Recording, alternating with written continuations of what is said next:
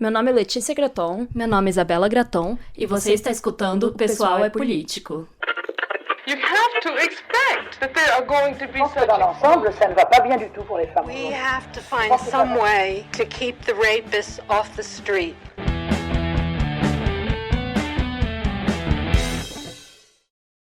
Olá, sejam bem-vindas a mais um episódio do Pessoal é Político. E nossa, gente, há quanto tempo que eu não falava isso. Estávamos morrendo de saudades de gravar episódios novos, porque a gente fez aí uma pausa de vários meses. Foram 5 meses quase, né? Isso, mais ou menos uns 5, 4 meses sem gravar, sem postar nada, que foi muito necessário. A gente pode até falar um pouquinho, né, depois sobre algumas das coisas novas que a gente fez durante esse tempo, né? Como se a gente estivesse de férias 100%. A gente teve as nossas férias ali no final do ano, e depois a gente também fez uma viagem internacional agora, porque, né, ninguém é de ferro.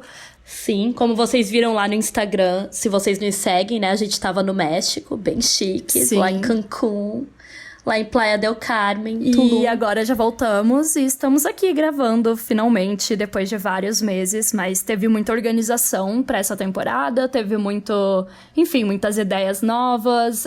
Várias coisas que vão vir por aí, vocês ainda nem sabem. Exatamente. Então, foi um tempo necessário aí pra gente descansar, e a gente espera que vocês também tenham tido o tempo de maratonar os episódios. Então, agora você está chegando no episódio 51. Eu espero que você já tenha ouvido os 50, porque, ó, teve tempo. O que você fez aí nesses 5 meses? Teve tempo, né? Teve tempo. Dava pra ter ficado maratonando todos os dias. Então, não dá agora pra vir com, não escutei. Não, enfim, brincadeira, gente, mas teve tempo, Teve né? tempo de sobra. Então, é isso aí. Gente, eu já quero começar esse episódio pedindo desculpas, porque eu acho que a minha voz tá meio ruim, tá meio falhando às vezes, assim. Não estou 100%, tô com um pouco de dor de garganta. Não sei o que foi. Não. Corta pra eu, no fim de semana, na Baticu, no show da Carol Conká.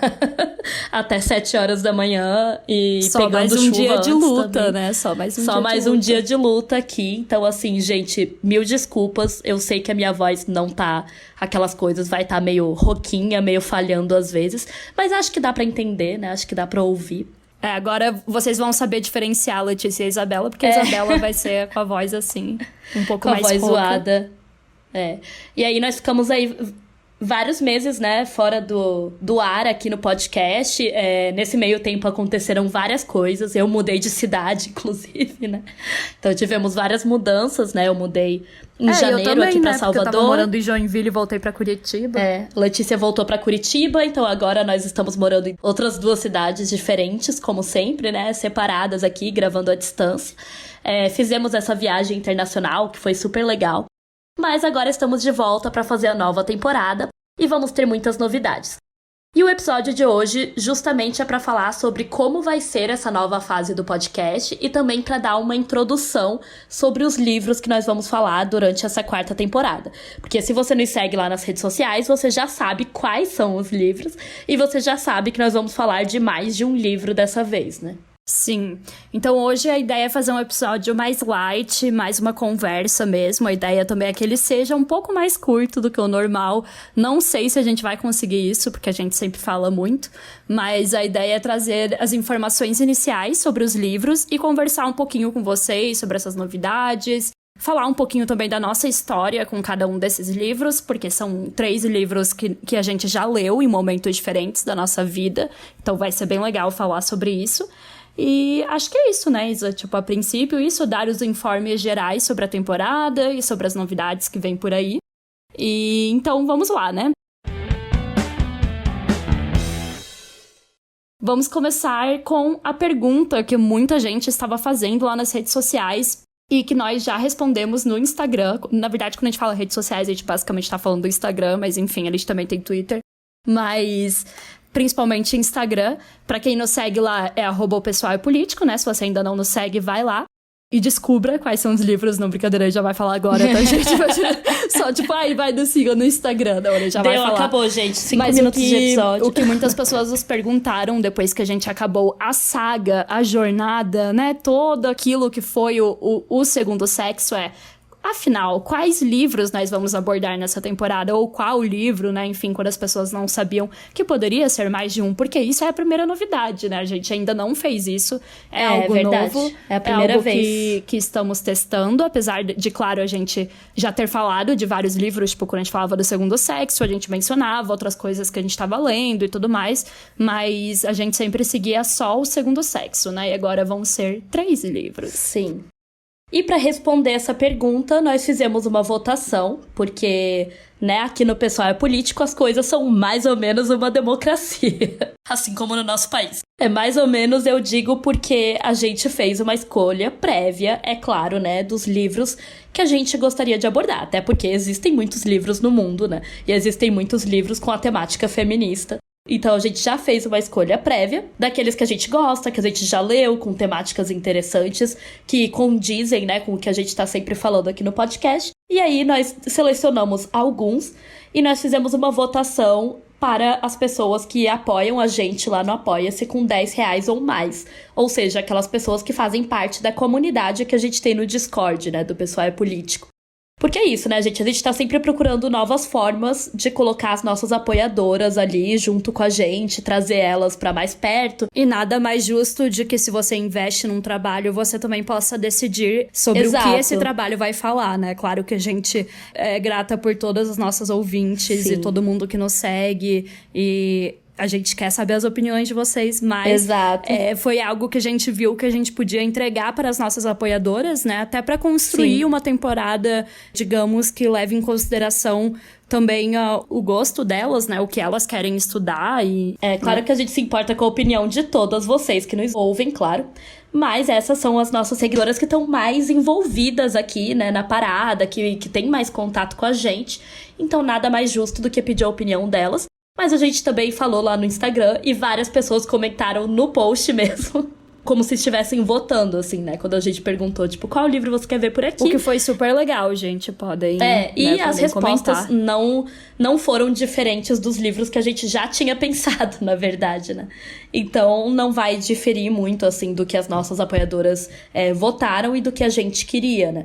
Então, as nossas maravilhosas ouvintes votaram lá no formulário do Google Forms e nos ajudaram a escolher 3 livros, né? Nós decidimos que 3 seria um número bom pra gente poder, tipo, conversar sobre as teorias das autoras e o que elas falam, o que elas têm de parecido, onde que essas teorias convergem e o que cada livro expõe, né? Os livros foram Amar para Sobreviver, da autora D.L.R. Graham, O Complexo de Cinderela, da autora Colette Dowling, e o livro Pornland, da autora Gayle Dines, que vocês já estão carecas de ouvir por aqui o quanto a gente gosta desse livro, né? Porque acho que em todo episódio sobre pornografia a gente sempre cita a Gayle Dines, ela é maravilhosa e é uma das principais autoras, né, de hoje em dia que falam sobre esse assunto, que estudam, ela estuda há muitos anos sobre pornografia, então esse livro dela é incrível. E qual foi a nossa ideia, né, por trás dessa escolha dos livros? Bom, vai ser bem diferente dos outros anos, no sentido de que a gente não vai pegar uma obra igual a gente fez com o Segundo Sexo e falar capítulo por capítulo de cada temática do capítulo, seguir a ordem certinha da autora do livro e falar sobre igual a gente fazia antes, como se fosse um clube do livro. A gente vai focar agora mais na questão dos temas do livro. E aí a gente vai conectar um tema com o outro e falar, por exemplo, esse episódio vai ser mais focado no livro tal e no livro tal. Porque às vezes a gente vai falar dos 3, às vezes a gente vai falar só de 2, às vezes a gente vai focar em um só, por exemplo. Porque vai depender da temática, porque é claro que tudo dentro da teoria feminista tá muito interligado, né? Então, um livro, por exemplo, vai falar da indústria do sexo, mas que também está conectada com a nossa socialização feminina, né? Que também está conectado com a forma que a gente se relaciona com homens. Então, assim, todas essas coisas estão muito conectadas, obviamente, e dependendo do tópico daquele episódio, então, por exemplo, a gente vai falar só sobre pornografia, então, claro que a gente vai falar mais sobre o Pornland, né? A gente vai falar só sobre, sei lá, relacionamentos. Então, claro que vai ser um pouco mais sobre o Amar para Sobreviver, mas também vai entrar o Complexo de Cinderela. Então, assim, tem vários lugares que eles interseccionam que é muito legal, né? Tem várias conversas entre os livros. E eu acho que nessa temporada As nossas ouvintes, assim, é claro que o mais interessante é se você tiver lido o livro, né, pra acompanhar a nossa discussão. Mas não necessariamente você tem que ter lido os 3 pra ouvir o podcast, pra entender. Porque a gente não vai seguir, assim, capítulo por capítulo, falando de cada um. Porque, por exemplo, o Amar pra Sobreviver fica muito tempo falando sobre a síndrome de Estocolmo, contando a história do banco lá da tempo Suécia, até demais, de quando isso aconteceu. Tempo até demais. Essa é a parte mais capítulo, difícil do livro. Um capítulo bem grande. Então, assim, a gente não acha que precisa fazer um episódio inteiro, por exemplo, sobre isso, sabe? Porque não é o assunto principal do livro. Então, a gente não vai pegar todos os capítulos, por exemplo, do Amar pra Sobreviver. Assim como a gente não vai pegar todos os capítulos, capítulo por capítulo, do Complexo de Cinderela. Então, é interessante que você tenha lido, né? Ou que você comece a ler agora, se você quiser. E, inclusive, nós vamos disponibilizar, é claro, o PDF dos livros que a gente tem em PDF, que é o Complexo de Cinderela e o Pornland traduzido, né? Mas, se você não tiver lido também, acho que como vai ser mais por temática, então você pode ouvir um episódio, por exemplo, de uma temática que te interessa mais. Tipo, eu quero ouvir mais sobre pornografia. Então, a gente vai estar falando mais sobre pornografia em determinados episódios, sabe? Então, assim, você não necessariamente fica tão atrelado à leitura do livro, embora, como sempre, o nosso objetivo seja te incentivar a ler. Então, se você não leu ainda, a gente recomenda muito todos esses livros, é claro. Tem um motivo, né, pra gente ter escolhido, porque a gente ama eles demais. E porque são livros muito interessantes. E a própria votação já mostrou que muitas mulheres têm interesse. Então, mesmo que vocês não tenham votado, eu imagino que elas tenham mostrado o interesse de muitas outras mulheres também, né? Tipo, eu acho que foi uma pequena amostra, mas tá muito dentro do que as nossas ouvintes, no geral, gostam, né? De estudar, de ler. Então, acho que isso vai ser bem legal, assim. A ideia, então, é a gente começar a temporada falando sobre a questão da socialização feminina, que nós já falamos muito nas temporadas passadas também, por conta do segundo sexo, né? Porque tem tudo a ver, obviamente. Então a gente vai voltar para esse tópico, mas trazendo principalmente o Complexo de Cinderela, para falar sobre como as mulheres foram socializadas, né? Para não tomar as rédeas da sua própria vida, para esperar que um homem tome todas as decisões e as salvem e tudo isso. Depois nós vamos entrar bastante na questão da indústria pornográfica, né, para falar sobre o livro Pornland e todas as pautas que a Gayle Dines aborda ali dentro, né, porque é um livro bem completinho sobre a indústria pornográfica, então vai dar muito pano pra manga. E por fim, a gente vai falar mais sobre os relacionamentos entre homens e mulheres e o conceito, né, da síndrome de Estocolmo social presente no livro do Amar pra Sobreviver, pra gente, né, tentar discutir sobre isso. Por que que as mulheres querem tanto a aprovação social dos homens? Por que que a gente sente que depende tanto disso, né? Por que que as mulheres, por exemplo, continuam sendo amigas ou namoradas, sei lá o quê, de caras que elas sabem que são escrotos, que elas sabem que são abusadores, que elas sabem que não respeitam mulheres e tudo isso. Então, a gente vai acabar separando os episódios por temática na temporada, mas todos eles estão tá tudo conectado, né, galera? Então, assim, sim, com não certeza. tem como falar de pornografia sem falar sobre socialização, não tem como falar sobre relacionamentos entre homens e mulheres sem falar sobre pornografia e como a indústria do sexo está afetando esses relacionamentos. Então, eu acho que vai ficar um diálogo bem interessante, assim, sobre as teorias, né? E todos esses livros, né, a gente leu em momentos diferentes, então agora a gente vai começar a falar um pouquinho sobre cada um deles separados, começando por Pornland. E eu lembro que eu li ele em 2017, né, eu acho que foi mais ou menos quando você comprou, Isa, ou você comprou lá por 2016 ou 2017. Acho que eu comprei ele em 2017. E eu lembro que, assim, cara, ele me marcou muito. Diria que é um dos meus livros favoritos da vida até hoje. Não porque é uma leitura gostosa, nem nada demais, muito né? pelo contrário. Muito pelo contrário, é muito mais pelo fato dele ser tão pesado e tão gráfico. Porque eu acho que é aquilo, né, que a gente sempre fala aqui quando a gente fala sobre a questão da indústria pornográfica, que nós mulheres, enfim, talvez hoje em dia esteja um pouco diferente, mas pelo menos da geração, né, minha e sua, que a gente tem uns 25 anos, a gente não cresceu com tanto acesso a essa indústria quanto, por exemplo, os homens ou quanto, por exemplo, as pessoas mais jovens de agora. Então, ler as descrições que a Gayle Dines faz nesse livro, né, sobre os vídeos e sobre a indústria no geral, é muito horrível, porque te tira de um lugar... É muito horrível, tipo, super indicando o livro, né? Muito bom. Te tira Isso de um aí, lugar... galera, leiam. Tenham depressão vocês também, aquela... Te tira de um lugar de ingenuidade até, sabe? De esperar, assim, sempre o melhor dos homens e te mostra o que esses homens estão vendo, né? O que eles acham excitante. Eu acho que a gente nunca quer pensar que isso é verdade, mas aí a gente lê lá uma pesquisadora que é super conhecida na área, né? Que pesquisa essa indústria há muitos e muitos anos num livro que é extremamente atual, apesar de não ser tão atual. Acho que ele é de 2005, se eu não me engano. Tem livros mais atuais, mas não, ainda ele é de assim... 2010. Ah, 2010, isso. Já tá aí datado uns 12 anos, mas ainda assim, né? Tipo, a gente sabe que essa indústria muda bastante, então teria coisas novas pra falar. Mas ela já tava pegando no problema que só piorou, né? Ultimamente, recentemente. Então... é muito foda, é um livro que, assim, não tem como você esquecer, ele é curto, tem uma leitura, uma linguagem fácil e um tópico, um assunto difícil, É bem né? tranquilo no quesito linguagem, tá, galera? Não no quesito temático. Exatamente. Tem uma linguagem muito no mais, quesito tipo... linguagem é bem de boa. sei lá, até jornalística, assim, né? Só, enfim, só descrevendo as coisas e contando a história e tudo mais. Mas é horrível. Enfim, é uma temática muito difícil, assim, mas ele é muito essencial. E na Amazon, a sinopse do livro é: surpreendentemente, a idade média para ver pornografia pela primeira vez é agora de 11,5 anos para os meninos, e com o advento da internet, não é surpresa que os jovens estejam consumindo mais pornografia do que nunca. Como mostra Gayle Dines, a pornografia de hoje é muito diferente da Playboy de ontem. À medida que a cultura pornô foi absorvida pela cultura pop, uma nova onda de empreendedores está criando pornografia ainda mais hardcore, violenta, sexista e racista.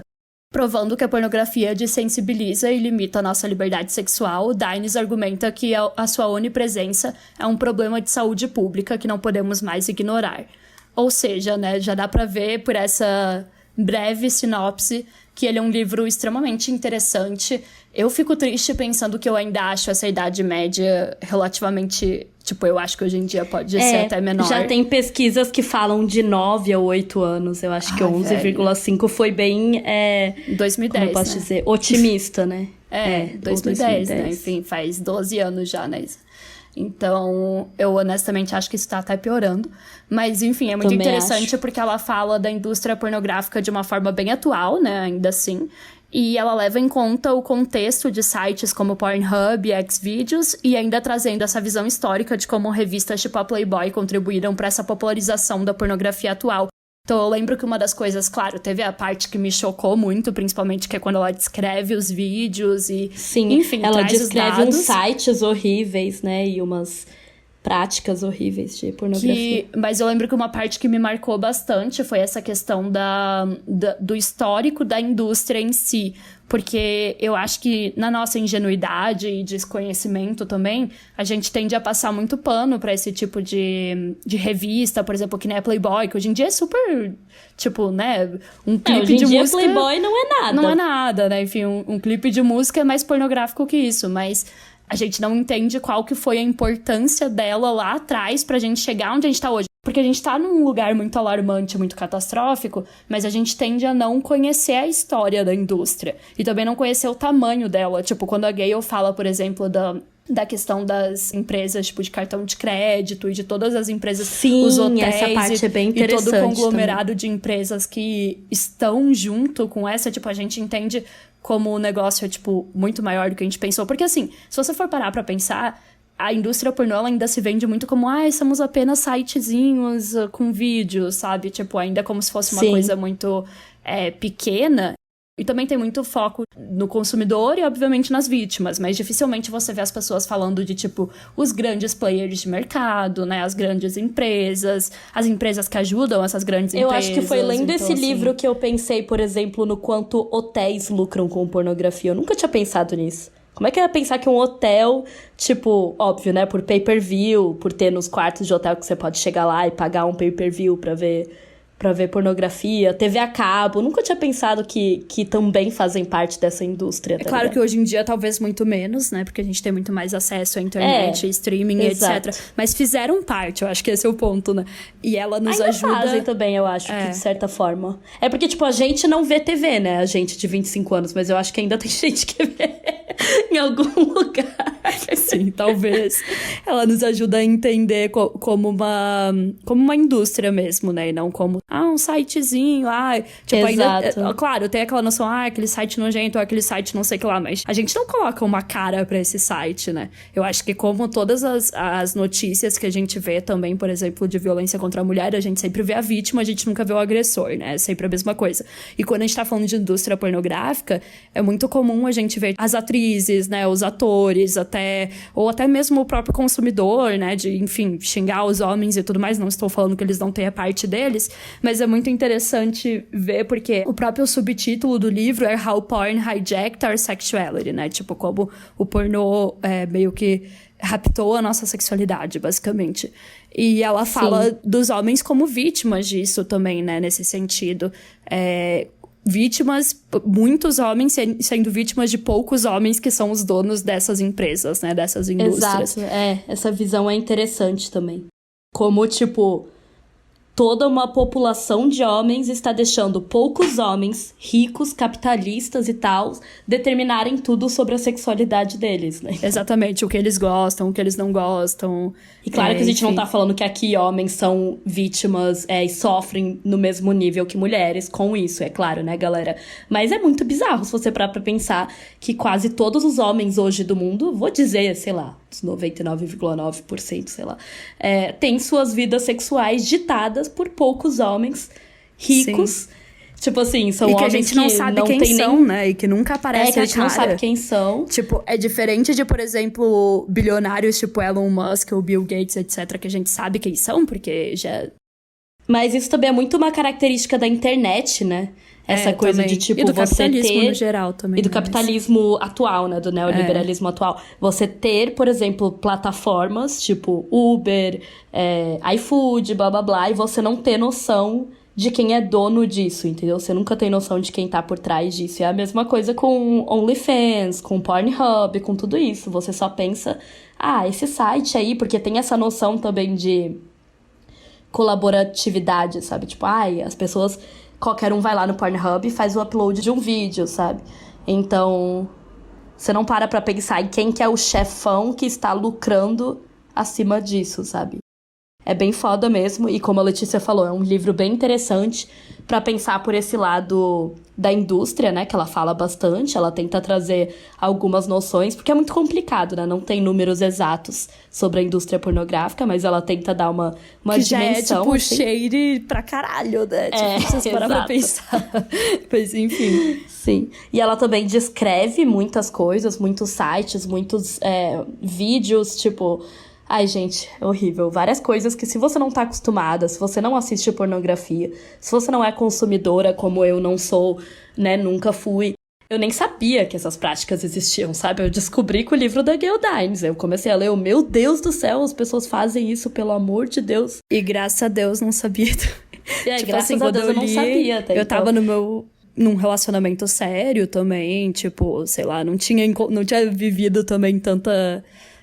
A gente já falou desse livro aqui várias e várias vezes.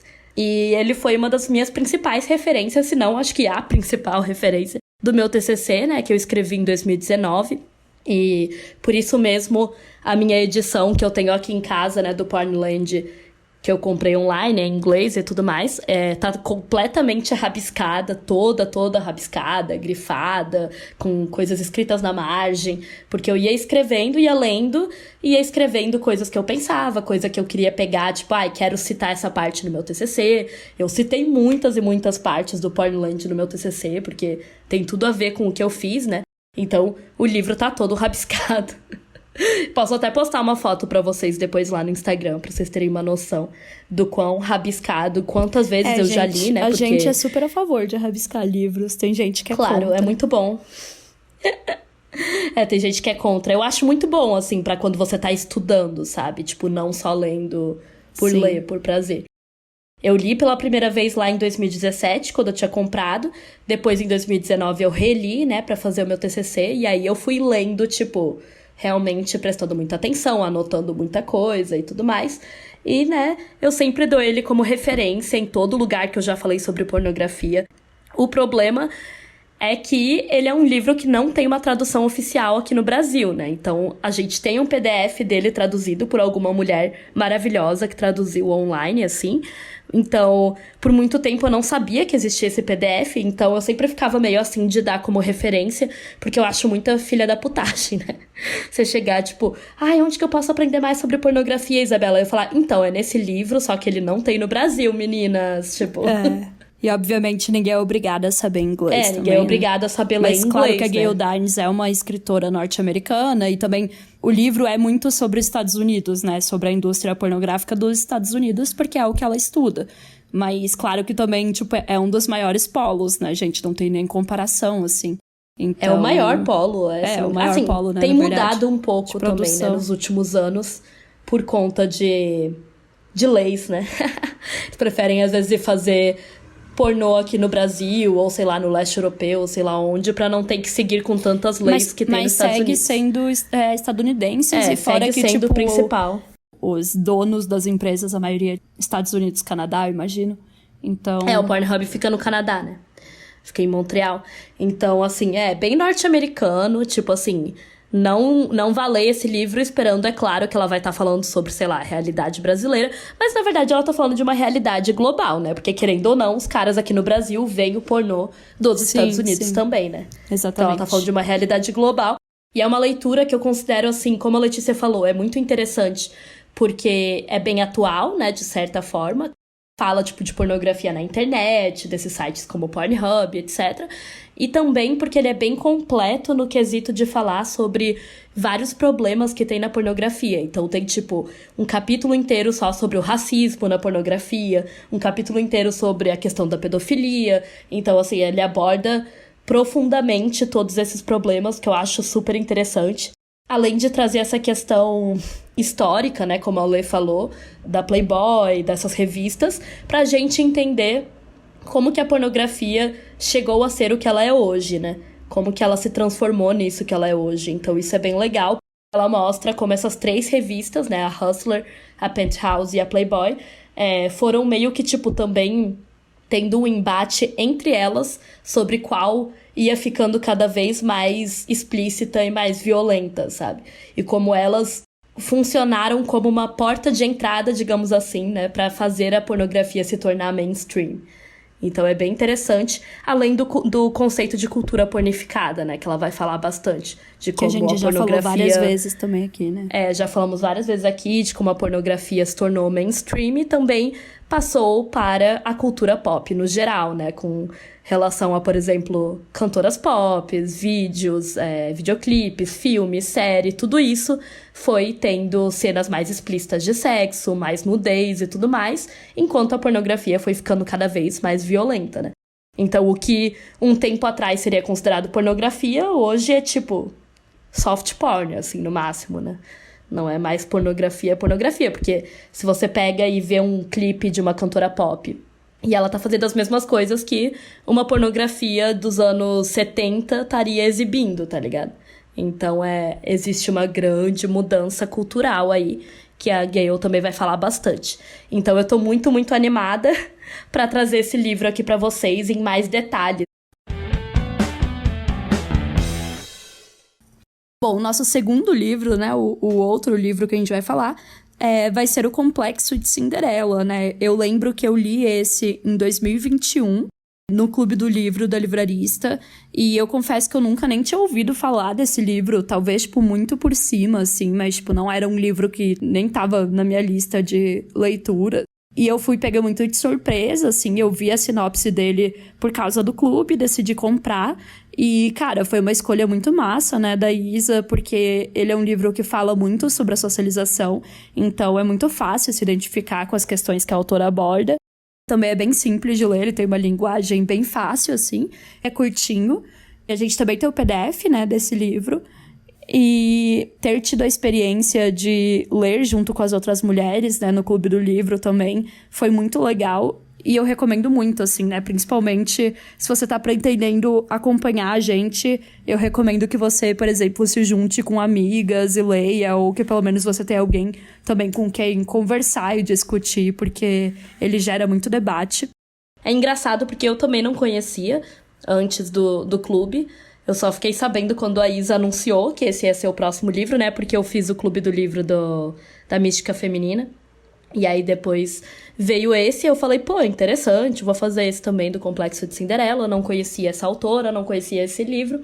E foi incrível, assim, ele realmente me fez pensar em várias coisas sobre a minha vida.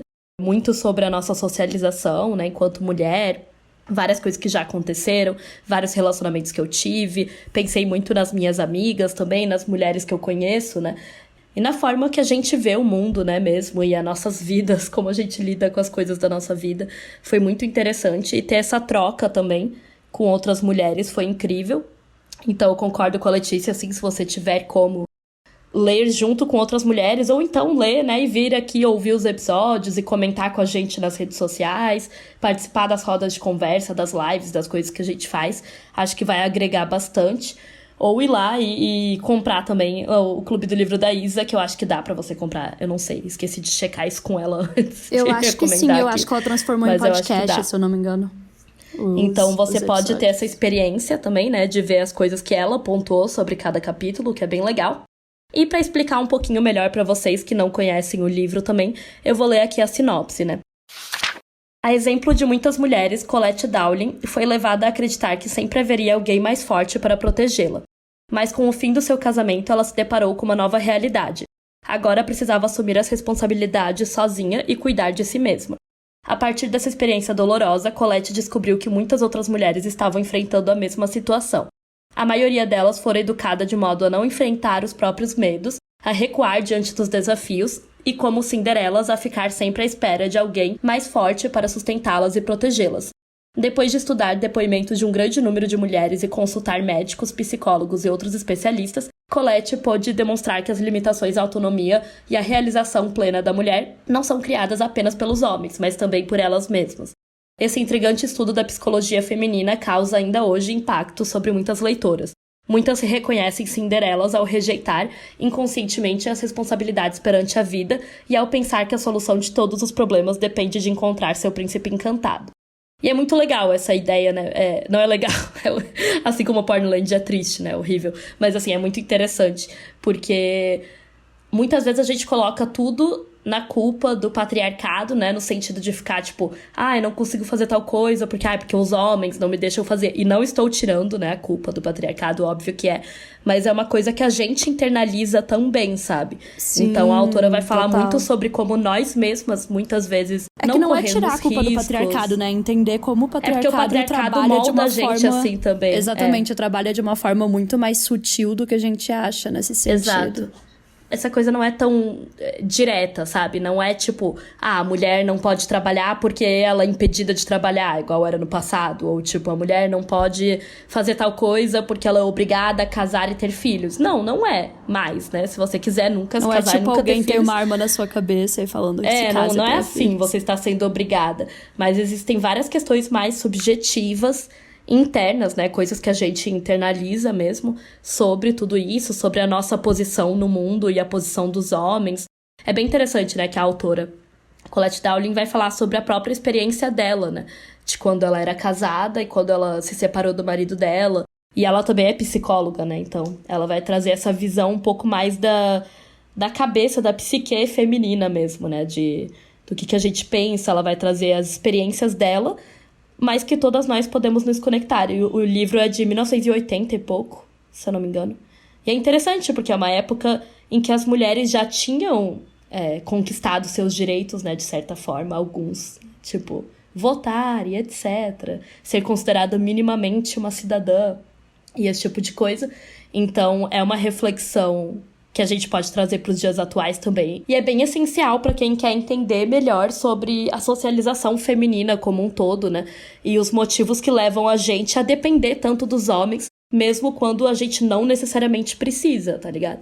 Quando, por exemplo, hoje já podemos ser mulheres empoderadas, independentes, blá, blá, blá, blá, blá. Eu acho que aí... também, de certa forma, como ela teoriza sobre o complexo em si, ela também humaniza essa imagem da mulher que sente que precisa do homem, porque eu acho que hoje em dia, justamente por causa desse discurso que você acabou de falar, de somos todas empoderadas e blá blá blá, partiu-se do pressuposto de que, nossa, não, isso não existe mais. Sendo que todas nós temos um pouco disso, porque a gente foi criada pra isso, tá ligado?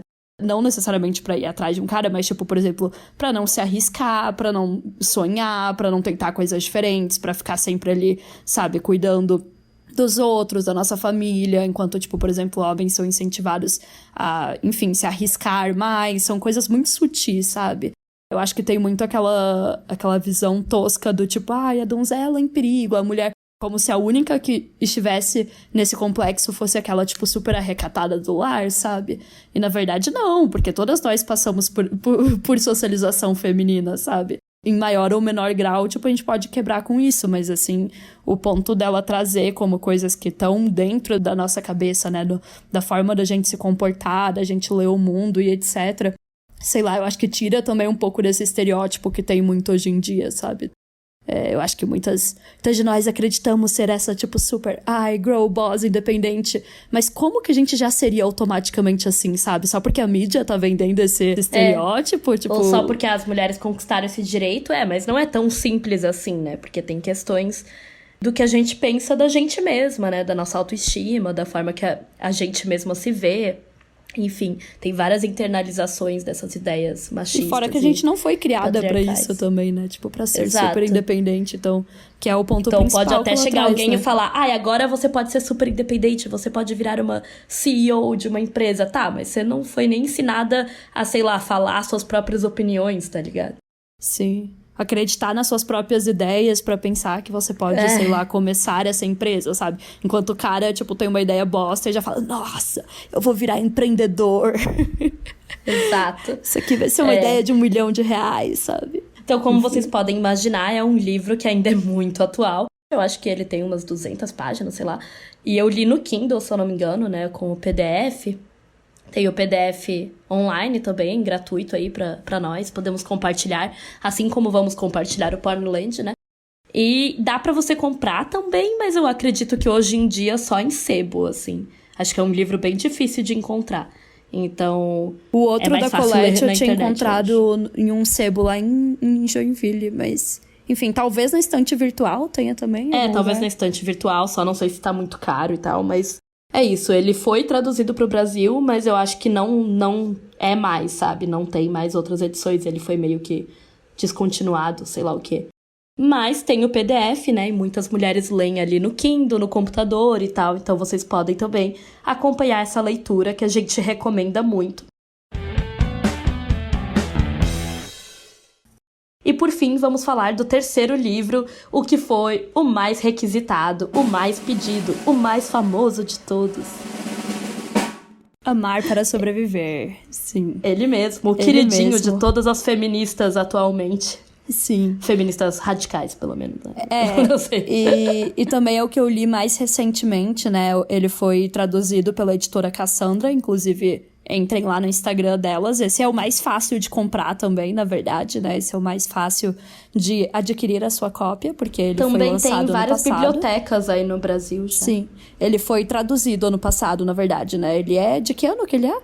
Esse livro? Ele é dos anos 80. É dos anos 80, 70, mas só foi traduzido, editado, traduzido e lançado no Brasil ano passado.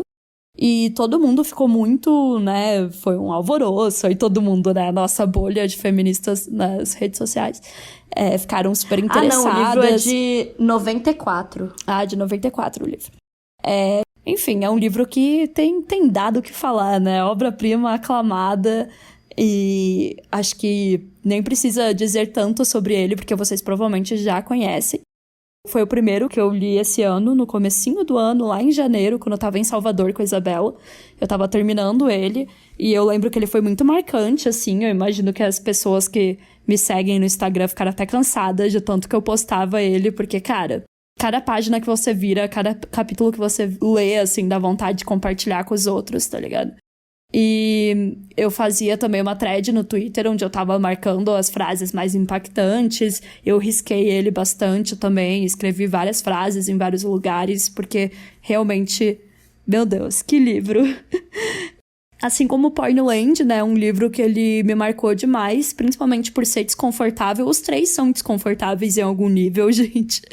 Não esperem leituras fáceis e tranquilas, gostosas aqui. E ele mexe muito onde dói, assim, sabe? Assim como o Complexo de Cinderela, ele também vai falar muito sobre socialização e você vai se identificar muito, mas eu acho que principalmente para mulheres que se relacionam com homens, assim, a identificação vem muito em quando ela fala sobre esses relacionamentos, né? E sobre a forma como a gente se relaciona, por que a gente se relaciona, principalmente por que a gente busca, né, esses relacionamentos. E eu acho muito legal também porque ela traz uma visão muito feminista, obviamente, mas não só na teoria, né? Também na questão prática de falar sobre o movimento e sobre a importância, né, das mulheres se unirem em movimentos e, enfim, mudarem essa realidade, porque o final dele é, na verdade, bem positivo, assim. Eu acho que vai ser um bom livro pra gente terminar a temporada, porque ela traz várias formas que a gente pode romper, né, com a síndrome de Estocolmo social, que é o que ela vai falar, né, que é o que as mulheres sofrem na sociedade. Então eu acho isso muito massa, porque por mais que todos os livros sejam desconfortáveis e sejam sobre assuntos pesados, ele também consegue trazer meio que uma solução no final, né, e não só apontar os problemas e destrinchar os problemas e a raiz dos problemas. Ela também fala sobre coisas que já estão sendo feitas também. Inclusive, no dia 8 de março, a gente fez um post com essas soluções, né, que ela traz no livro. Então, não é spoiler, gente. Se vocês quiserem ver, tá lá no Instagram. Obviamente, a gente vai nos aprofundar mais nisso no final da temporada. Mas, sei lá, é muito massa, assim, porque ela também termina de uma forma bem potente, assim, o livro. Bom, a sinopse oficial, né, que tá no site da editora Cassandra, diz: em 1973, 2 homens invadiram um banco em Estocolmo e fizeram 4 reféns. O impasse durou 5 dias e o comportamento dos reféns surpreendeu as autoridades suecas e o público que acompanhava pela TV. Por que os reféns pareciam gostar dos criminosos? Por que não fugiram quando tiveram oportunidade? Por que os reféns eram hostis com as autoridades que negociavam sua libertação?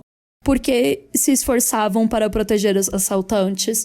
O afeiçoamento do refém ao sequestrador passou a ser chamado de Síndrome de Estocolmo e o fenômeno continua fascinando curiosos até hoje. Na contramão dos que se indignam com o comportamento das vítimas, Graham defende que o papel da Síndrome de Estocolmo é ajudar reféns a sobreviver. Com a vida nas mãos do sequestrador e não vendo como escapar, a melhor estratégia é adotar a perspectiva dele e conquistá-lo. Se ele gosta de você, é menos provável que ele te mate. A autora examina literatura sobre reféns de sequestro, prisioneiros de guerra, membros de culto, prostitutas controladas por cafetões, vítimas de violência doméstica e incesto, e propõe uma teoria universal do abuso interpessoal crônico, baseada no conceito da Síndrome de Estocolmo. Conhecendo as estatísticas de violência masculina e sofrendo com isso diariamente, por que as mulheres amam os homens? Por que não fogem quando têm oportunidade? Porque a maioria das mulheres é hostil ao movimento que luta pela liberdade das mulheres? Porque se esforçam para proteger os homens? Com base em experimentos psicológicos sobre as diferenças entre os sexos, Graham conduz a leitura numa jornada emocionante e desafiadora, explicando a lógica por trás dos comportamentos femininos e promete mudar para sempre a maneira como encaramos os relacionamentos entre homens e mulheres. Enfim, essa sinopse já é, super foda. É muito foda, porque ela tenta responder aquela pergunta que todas nós já nos fizemos em algum momento, pelo menos todas nós que já nos relacionamos com homens. Se os homens são os nossos opressores, se eles nos tratam tão mal, se você pesquisa na internet e encontra 10 milhões de notícias de feminicídio, de relacionamento abusivo, de estupro marital, de estupro de namorado com namorada, por que raios a gente continua se relacionando com eles? De forma romântica, né, e sexual e tal. Por que a gente continua procurando neles parceiros para nossas vidas quando, né, todas as estatísticas nos mostram que o principal lugar, o mais perigoso para todas as mulheres é a própria casa, são os relacionamentos amorosos e afetivos com homens, sabe? Então, ela tá tentando responder isso, gente. Sim, e é muito interessante, porque se você pensa, e é uma coisa que eu já mesmo antes de ler o livro, eu sempre pensava, né, isso que a Isabela falou, realmente. Mas quando você para pra pensar até na questão instintiva animal, você tem um animal que sempre mata o outro, que sempre deixa o outro em perigo, e ele não vai correndo pra ele, querendo ser protegido por quem literalmente mata ele. Se é o caçador que tá dizimando a espécie dele, como é o nosso caso com mulheres em relação aos homens, né, em relação ao feminicídio, por que a gente vai correndo pra eles achando que eles vão nos proteger e querendo um relacionamento com eles, né? Então é muito foda. Gente? A gente sabe que você já se questionou isso também em algum momento. Em algum se você momento. é hétero ou bi. E mais do que isso, né? Também colocando os homens tão no centro da nossa vida, sendo que todas as estatísticas nos mostram que eles são, né, horríveis com a gente. Que a maioria e que isso deles, é extremamente né? Não tô falando perigoso, todos, né? mas vocês entenderam, né, pessoal? É muito aquela coisa da analogia que as pessoas fazem quando alguém fala, ai, não todos os homens. Daí alguém fala, tá, nem todos os tubarões, mas nem por isso eu vou lá nadar com um tubarão, numa boa. Sendo que, na verdade, nadar com um tubarão, estatisticamente, é mais tranquilo. Exatamente. Tem isso também. Eu li esse livro no fim do ano passado. Inclusive, eu terminei de ler ele no último dia do ano, de 2021.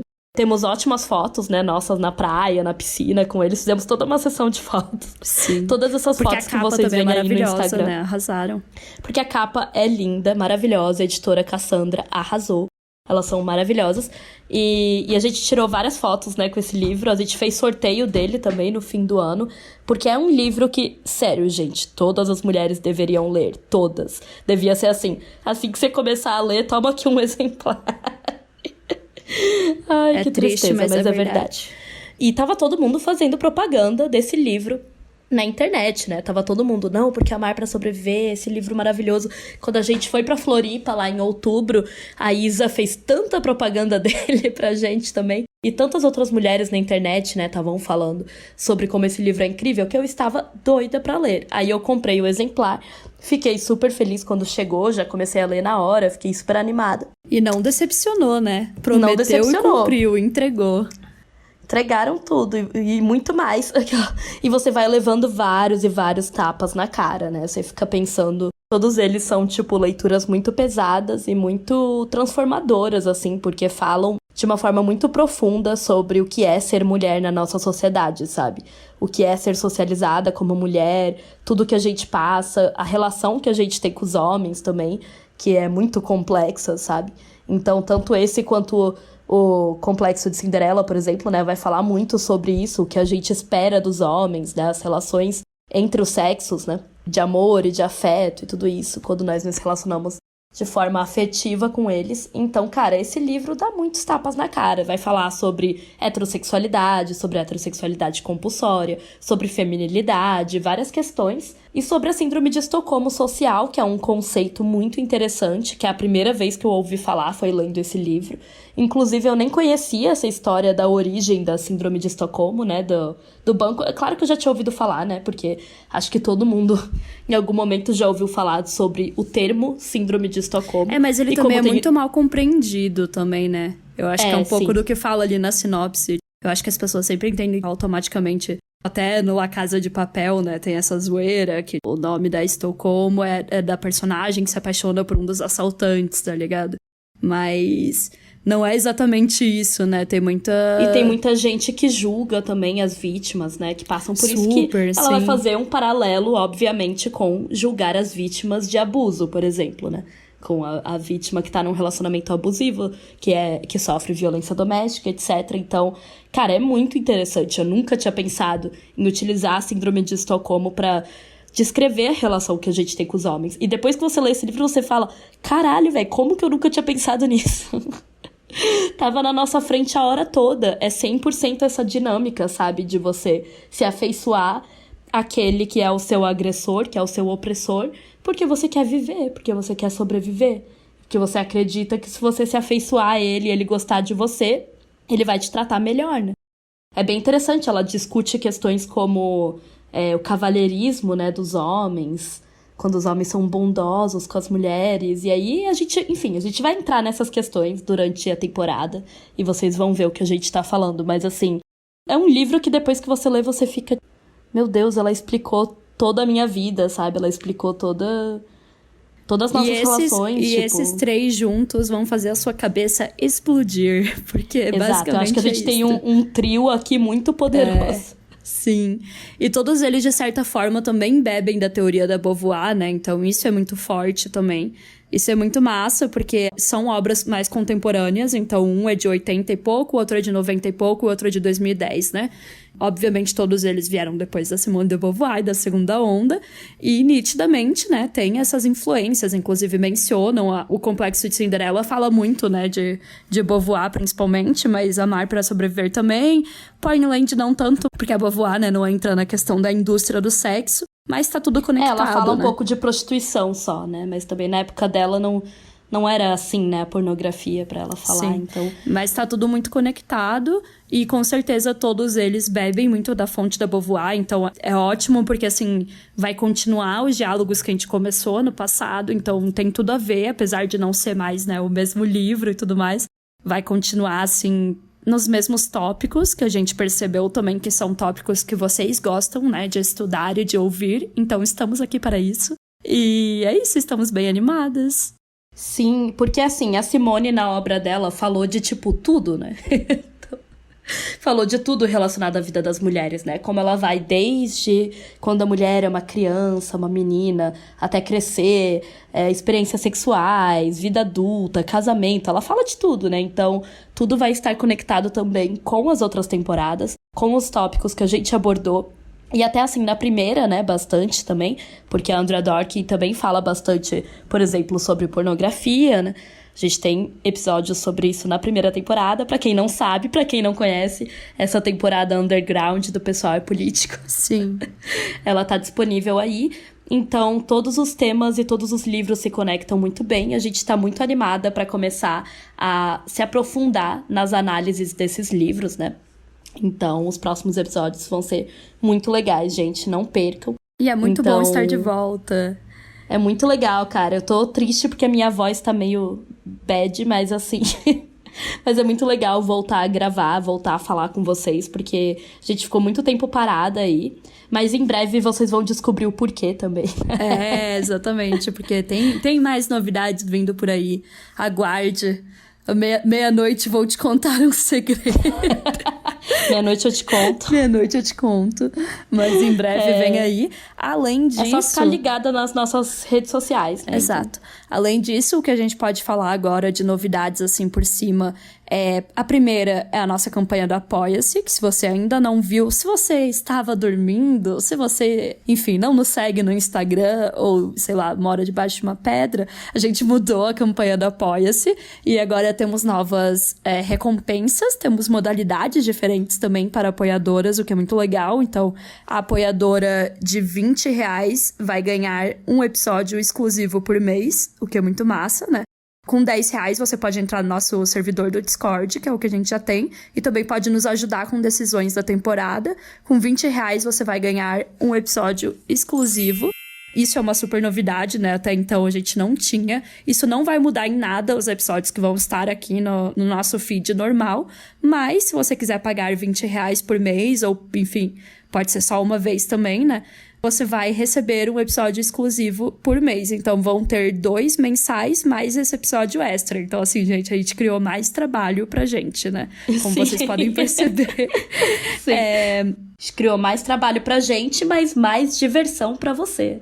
Quer dizer, diversão é meio que uma palavra que não se aplica muito a ouvir o nosso conteúdo podcast. para você. A nossa apoiadora com R$30, né? R$30 ou mais, vai ser a apoiadora decisiva. Então, ela vai receber também, além de poder participar do Discord, receber o episódio exclusivo também por mês. Ela também vai nos ajudar a decidir, por exemplo, quem serão as convidadas, né? Aqui nos episódios, quais serão os temas das nossas lives, enfim, várias decisões que a gente vai começar a tomar junto com elas. E isso vai ser muito massa também pra gente também poder ter uma noção, né, do que as nossas ouvintes querem ver, que tipo de conteúdo elas querem consumir e tudo mais.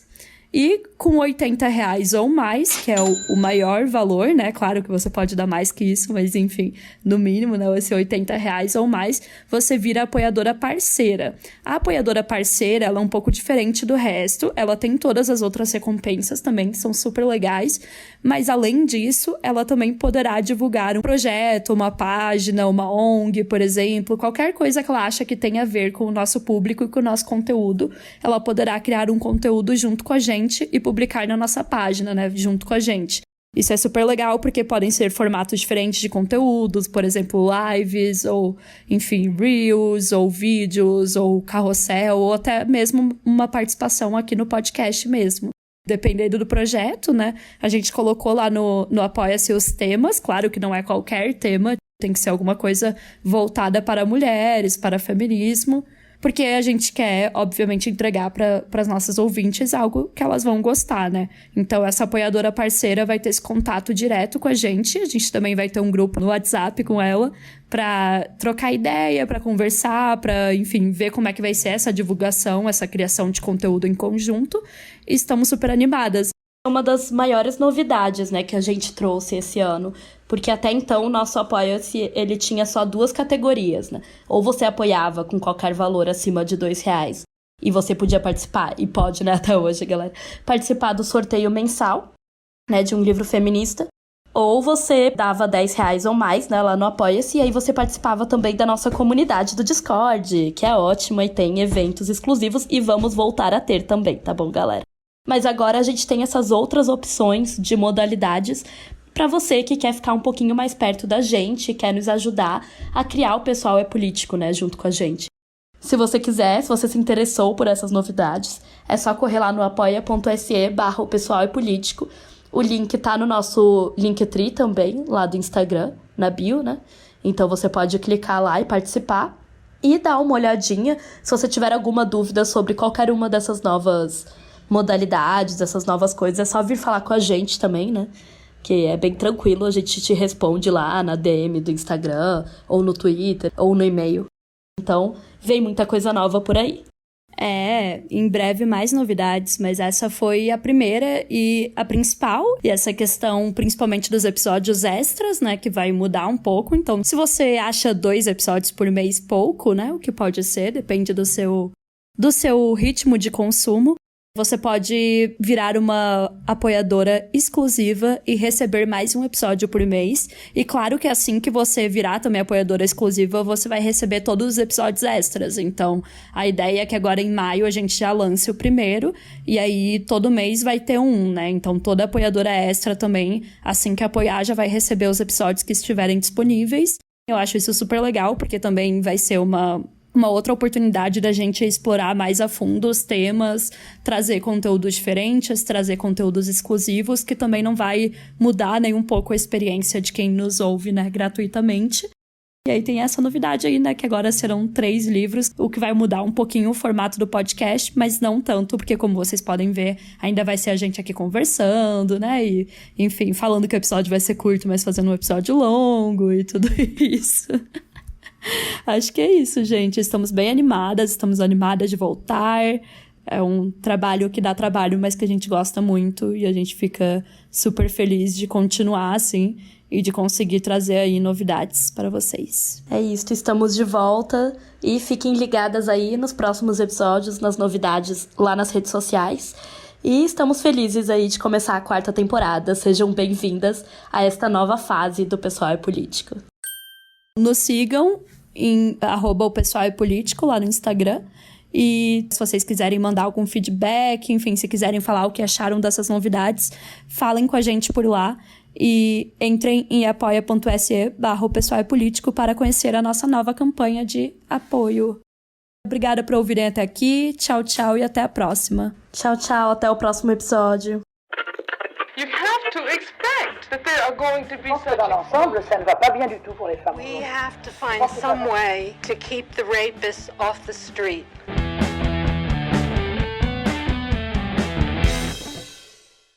O Pessoal é Político é produzido e roteirizado por Isabela Graton e Letícia Graton.